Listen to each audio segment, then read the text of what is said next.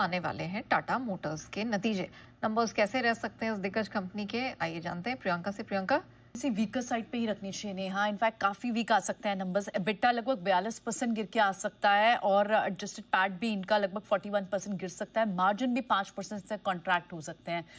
Revenue में लगभग 9% तक की गिरावट हो सकती है। और अक्रॉस द कैटेगरीज, चाहे आप इनके डोमेस्टिक पीवी जहाँ स्लो डाउन पहले ही है, और सीवी के स्लो डाउन की भी लगातार बात हो रही थी कि इस साल के एंड तक वहां रिवाइव हो जाएगा, शायद वो भी थोड़े वॉल्यूम्स वीक ही दिखेंगे आपको।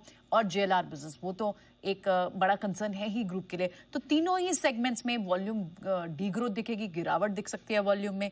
और कंसो बेसिस पर रेवेन्यू आप देखें वो 9% गिर कर आ सकता है। अगर आप सेगमेंट वाइज चलें, अगर डोमेस्टिक पीवी की बात करें, वहां उसका एबिटा लगभग 6.8 घट कर आ सकता है। और रीजंस कई सारे होंगे इसमें। इनके लिए नेगेटिव ऑपरेटिंग लेवरेज है, इन्होंने मार्केटिंग पर काफी खर्च किया, आईपीएल में भी काफी खर्च हुआ इनका। कमोडिटीज के हायर प्राइसेस थे, वो एक बड़ी हेडविंड इनके लिए रही। तो कई सारे रीजन जिसके कारण डोमेस्टिक पीवी, सीवी साइकिल, वो सारी आपको हिट होती हुई दिखाई दिख रही है। और जेएलआर के वॉल्यूम वो लगभग 12% वाई वाई बेसिस पे घट सकते हैं। और ये डेटा अभी एक्सक्लूड है जी चाइना जीवी के। तो और बड़े कैवियट जो इंटरनेशनल बिजनेस से जो पेन आ रहा है उन्हें, चाहे वो टैरिफ से हो, चाइना में स्लो डाउन से हो, तो वो रीजंस बड़े हो सकते हैं जो आपको दिखाई देंगे इनके नंबर्स में भी। एबिटा मार्जिन लगभग 516 बेसिस 5% के करीब घट के आ सकता है इनका एबिटा मार्जिन। तो लेकिन आगे अब जेएलआर को लेकर, सीवी और पीवी सेगमेंट को लेकर, डिमांड को लेकर ये क्या गाइडेंस देते हैं, क्या आउटलुक देते हैं, वो बहुत अहम होगा वॉच आउट करना।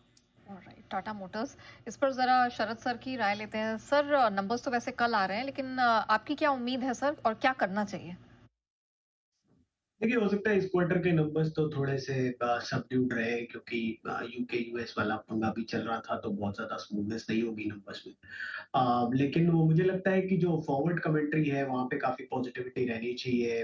यूएस के संग जो टैरिफ इश्यू था इनका, खास करके जेएलआर से रिलेटेड जो इम्पैक्ट पड़ रहा था, वो लगभग रिजॉल्व है। चाइना में जैसा आप लोग अभी बोल रहे थे कि पहले थोड़ा स्लो डाउन था बीच में काफी हद तक, लेकिन अब वो नॉर्मलाइज हो गया है। और मुझे लगता है कि ये जो नया एक्विजिशन कंपनी कर रही है उसका भी फायदा होना चाहिए। काफी बड़ा एक्विजिशन है, वो सीवी स्पेस में काफी बड़ी ग्रोथ ट्रिगर इस कंपनी के लिए क्रिएट करेगा। काफी समय बाद काफी बड़ा एक्विजिशन है। और जिन वैल्यूएशंस पे टाटा मोटर्स अवेलेबल है, मुझे लगता है काफी डिसेंट बेट है इन वैल्यूएशंस पे। हमें लगता है अगले साल कंपनी 60 रुपए के आसपास की कमाई डिक्लेयर कर देगी। 15 से 20 का मल्टीपल मिलना बहुत मुश्किल नहीं होना चाहिए, 15 टू स्टार्ट विद। तो मुझे लगता है 900 950 रुपए के इनिशियल टारगेट्स के हिसाब से हम लोग तो टाटा मोटर्स खरीदने की सलाह देते हैं। ओके, ये है आपके लिए टाटा मोटर्स पर राय। और इस बीच